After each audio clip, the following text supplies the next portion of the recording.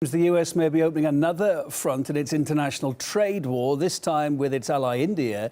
And New Delhi's already firing back. It's imposed tariffs on a further 28 American products, some as high as 70%. All this follows Donald Trump's refusal to exempt India from increased steel and aluminium taxes in the US last year.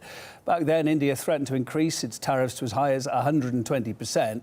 Ahead of the meeting with his Indian counterpart later this month, the US president accused New Delhi of not giving Washington equal access to the Indian market, is the American point of view on it. Polly Boyker and the In Case You Missed It team take a swipe at America's controversial trade policies these days. How do you launch a war without needing to fight a war? In case you missed it, it's the economy, stupid. International access to the US market used to be a bit like dating the rich girl next door.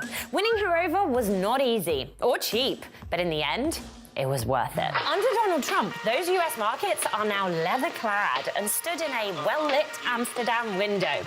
Access is now expensive, and even if it was worth it, you know it's gonna hurt somehow. We all know that America has the biggest military in the world. Just look off the coast of whatever country you're in. There's a good chance that there is a US aircraft carrier staring right back at you. So now the US is weaponizing its economy in order to fight international disputes, and dominating the market is ICBS.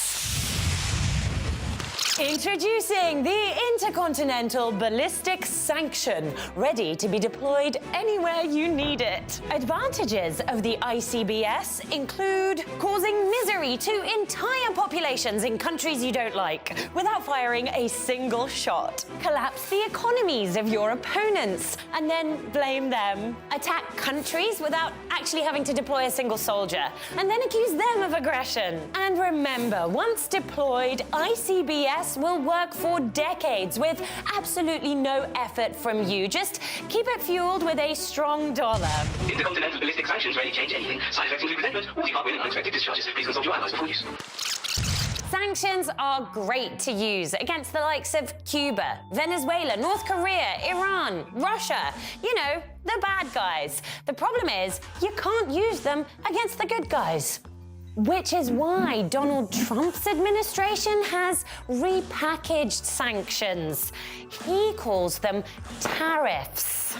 Tariffs allow you to target friends like Mexico, Europe, Canada, and especially your buddies in Beijing. Because while sanctions are used as punishment, tariffs are just a normal part of global trade. But the way the US has been using them, there's no difference. China's started fighting back, though. Apparently, they've started to prevent the release of American films.